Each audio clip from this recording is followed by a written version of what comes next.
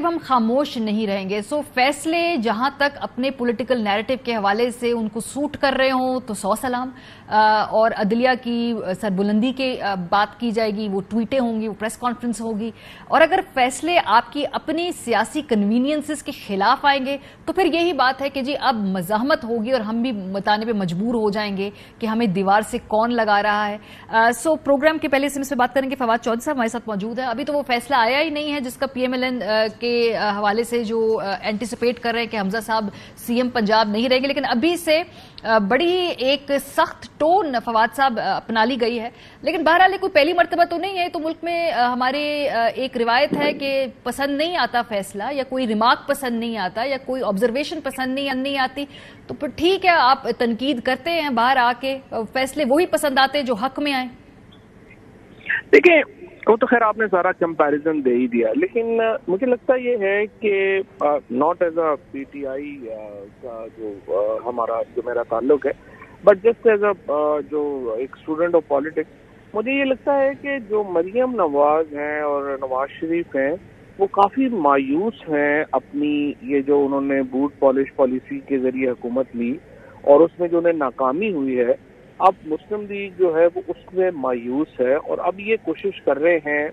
और at least Maryam is trying के हम जो है वो एंटी एस्टैब्लिशमेंट नैरेटिव दोबारा रीगेन करें और वो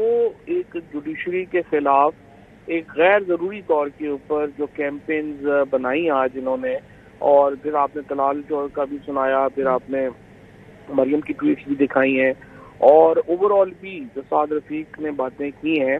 ये सारा जो है ये नवाज शरीफ के क्लोज कैंप है। सो अब ये क्या कर रहे हैं कि ये हमेशा शरीफ फैमिली में क्या होता है, एक पार्ट एस्टैब्लिशमेंट के साथ काम करता है, दूसरा जो है वो खिलाफ हो जाता है ताकि कन्वीनियंटली हम जिसको यूज करना चाहें वो कर सकें। अब हो ये रहा है कि इनको लग रहा है कि इमरान खान जो है वो एंटी एस्टैब्लिशमेंट खड़े होके बहुत बड़े हो गए हैं, तो ये हमें जो है अपना नैरेटिव चेंज करना पड़ेगा और हमें वापस एंटी एस्टैब्लिशमेंट में जो है वो जाना चाहिए। और उसके लिए आज के फैसले पे तो देखे ना, जिस तरह से आपने अभी शुरू में ये कहा,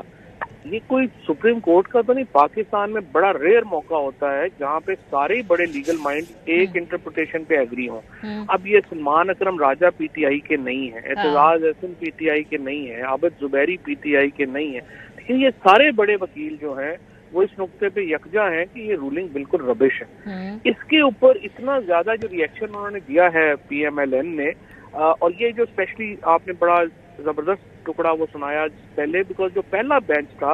वो भी इन्हीं जजेस का था जिनकी रूलिंग को वो अप्रिशिएट कर रहे थे। और अगर क्राइसिस शुरू हुआ, अगर आप हमसे पूछेंगे तो हम तो कहेंगे क्राइसिस तो उस वक्त शुरू हुआ जब इस बेंच ने, सुप्रीम कोर्ट ने जो है वो इलेक्शन रोक दिया। इलेक्शन कराने देते तो आज हर चीज स्टेबल हो चुकी होती और मुल्क जो है उसमें अमन अमान आ चुका होता। तो आपने आज जो मुझे रिएक्शन लगा है, मेरे ख्याल में दे आर ओवर रिएक्टिंग, और ये अगला जो है ये आप देखेंगे कि बड़ी जल्दी फौज के खिलाफ बयानात जो है वो आने शुरू हो जाएंगे। आज PTM ने मुश्तरका इत्तेहाद जो है उनका एक मुश्तरका एलामिया था, इसमें क्या हर्ज है अगर वो कहते हैं कि जी मुकदमे की फुल कोर्ट समाअत करें, ये हाई प्रोफाइल केस है, तमाम जो लोग हैं उनको जो इस फैसले के ऊपर कोई ग्रीवेंस ना हो या कोई एतराज ना हो, अगर उसमें से एक पार्टी की ख्वाहिश है कि जी फुल कोर्ट बैठे और इस मामले को सुने, तो क्या इसमें कोई हर्ज है? इसका तो मतलब ये है ना कि चीफ जस्टिस तो खत्म हो गया, फिर फैसले तो जो है वो पॉलिटिशियंस के डिमांड्स पे होंगे, और जो एक ही इख्तियार है चीफ जस्टिस का वो है बेंच कॉन्स्टिट्यूट करना। इस पर भी एक बिल्कुल वाजे है, और पूरी दुनिया में ये जहाँ जहाँ पे ये बेंच बनाने का, इंडिया में देखें, यहाँ पे देखें, ये बहुत एक एक्सक्लूसिव पावर है विद द चीफ जस्टिस। तो जहाँ पे अगर राना सनाउल्लाह ने और नून लीग के कहने पे आपने चीफ जस्टिस ने ये पावर सरेंडर कर देनी है, तो फिर तो इसका मतलब यह है कि कोई भी पार्टी जो है फिर एक ऐसी रवायत आ जाएगी जहाँ पे चीफ जस्टिस बेंच बना ही नहीं सकेगा, और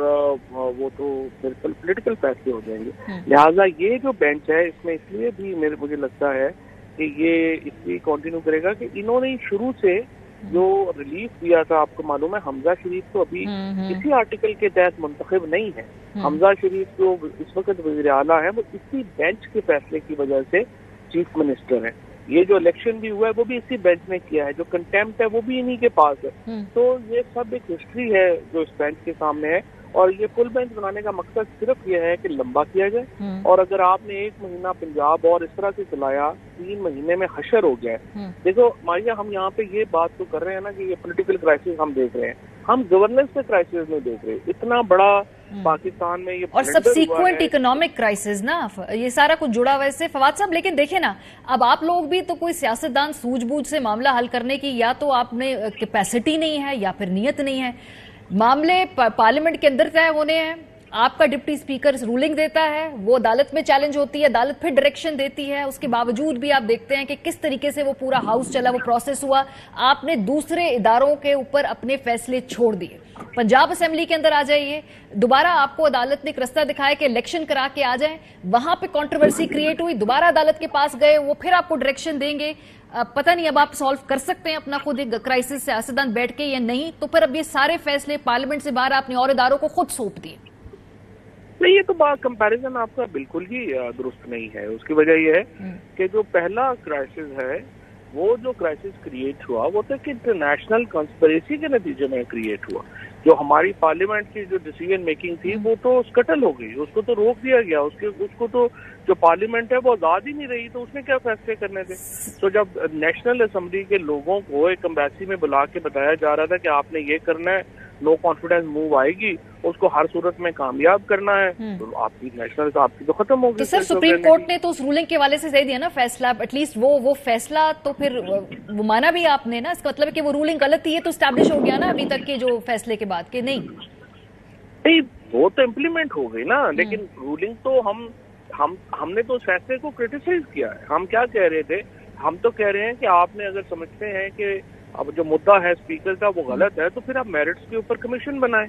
آپ نے میرٹس پہ کمیشن نہیں بنایا, میرٹس نہیں دیکھے, اور اسپیکر کی رولنگ کو جو ہے وہ آپ نے جو ہے اس کو جو ہے وہ رول کر دیا. لہذا یہ جو معاملہ ہے اس کو تو آپ نے دیکھنا ہے نا کہ کیسے آپ نے آگے لے کے چلنا ہے, کیسے اس کو بنانا ہے. یہاں پہ جو آج ہے نا, دیکھیں فیصلوں میں سپریم کورٹ کے اوپر کرٹیسزم ہونے میں ایشو نہیں ہے, اور جو جس کے خلاف ہوگا ظاہر ہے وہ خوش تو نہیں ہوگا. بٹ آج مجھے یہ لگتا ہے جو اس سارے یہ جو بنایا ہے انہوں نے, جس قسم کا ایشو رانا ثناء اللہ پودا, مطلب آج تو مین لیڈر کوئی بندہ رہ ہی نہیں نا کیا جس میں سپریم کورٹ میں پریس کانفرنس, جو اس میں جو کرٹیسزم ایشو نہیں ہے. ایشو یہ ہے کہ ایک ایجنڈا نظر آ رہا ہے, اور ایجنڈا یہ ہے کہ یہ دوبارہ اب بیسکلی تو ان کی جو پالیسی ہے وہ اب یہ ہے کہ ہم نے کس طرح سے اینٹی اسٹیبلشمنٹ نیریٹو لینا ہے, اور اب میں انتظار کر رہا ہوں کہ کب یہ فوج کے خلاف بیانات شروع کرتی ہیں محترم.